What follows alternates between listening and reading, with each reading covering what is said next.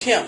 I'm Terry. And we are Two Big Women on a Couch. And we welcome you. Thank you for being here. You know, we are getting an enormous amount of emails coming in. Amazing. Ever since we did that thing on Monica, I know. It's been pretty... We're going to have to do a follow-up, too, with Monica as well. We definitely have some information about that, but people have been writing in. Yeah, they have. We've had a few folks write in, and again, some very interesting stuff. So I'm thinking that we might want to talk about, because I think she really could use some support. Sarah from Tulsa. Absolutely. And I found her story really heart-wrenching, and I'd really like to reach out to her. Okay. Absolutely. Mm-hmm. And we do this, folks, so that you can help each other. I mean, this is a community about each of us helping one another and really lending support. So Sarah, she's from Tulsa. You're going to hear her story. She's given us permission to do that. And please write to us, and we can get her some information. She might actually come forth and start, maybe becoming friends with you guys and so forth. But right now, she wants to kind of be in the background, but needs a little advice. So, you want to tell her story? I do. She wrote in to us, very concerned. She's been having for most of her life, certainly since she was a teenager, and never has gone out on a date. Never has been in a relationship. Unbelievable. Didn't go to her prom. Didn't go. What is it? Late 20s? I think she was like 27. Yeah. Has never been on a date. Never.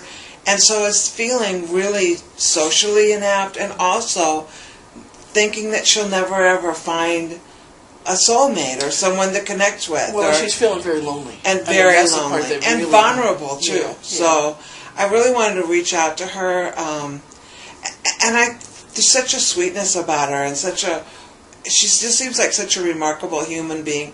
Loves animals, loves children, does lots of, really wants to connect with people. She goes to church, and even in the church, she hasn't been able to even find someone to date or potentially, become a mate or anything like that. She's very, shy and very, very reserved, pretty low self-esteem, very low self-esteem, as a matter of fact.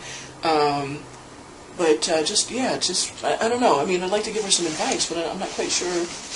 Well, I think one of the things that we really have to do, all of us that are trying to live large in this Side Stew culture, is find reasons to love ourselves. Because until we truly believe that we're lovable and worth being loved, we won't attract that to us.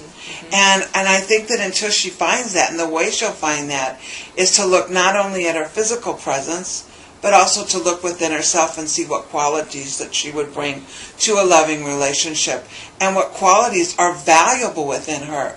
Her gift of loving, her concern for humanity, the fact that she loves God and has that relationship. Those are all valuable things to bring to a relationship, but she needs to find value in those things. But I get the sense that she knows that she has those things, but is still not connecting externally. She's still not getting... It's not exuding or something. It's just not. She's not. I don't think she feels confident about herself at all. Okay. So, and I think the way that you can find that is, it's kind of like making that list. Of what are your good things, what's good, what's bad, and look at the list. And I think if she would look at that, just in what we've connected with her, she'd find that the good far outweighs any negative. But how do you put that out there? That's the question. And how do you put that out there if you feel like you have before and maybe haven't gotten any responses? And I think online dating is certainly a way to connect with folks, but not the only way. That's a good idea, though, because I don't think she's tried that yet. No, not very much. And if anyone has had any experience with that, because that might be helpful to kind of let us know what your experiences with that online dating might be, so that we can kind of share that with her, or you can blog about it or something, because I think she hasn't tried that as an option yet.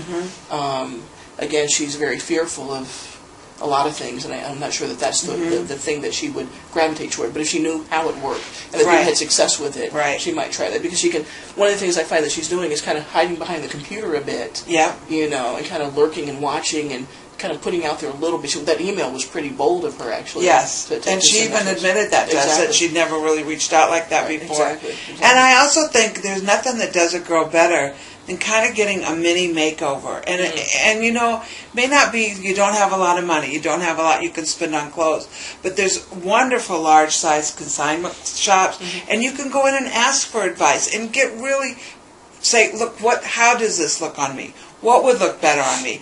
Bringing color into your life. just getting a haircut can do amazing things for somebody. You know, experimenting with makeup that you've never experienced before. You know, going out and then going to a coffee shop and trying to start a conversation with somebody. You know, where you feel safe.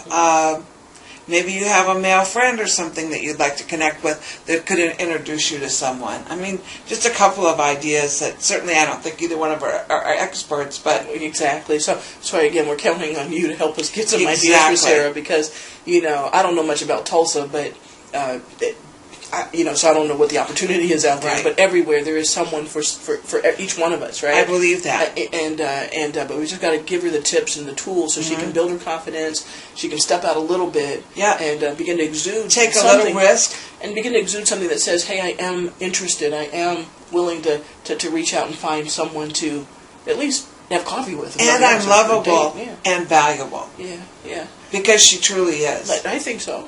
Yeah, absolutely. I think So. so. Well, thank you again for being here.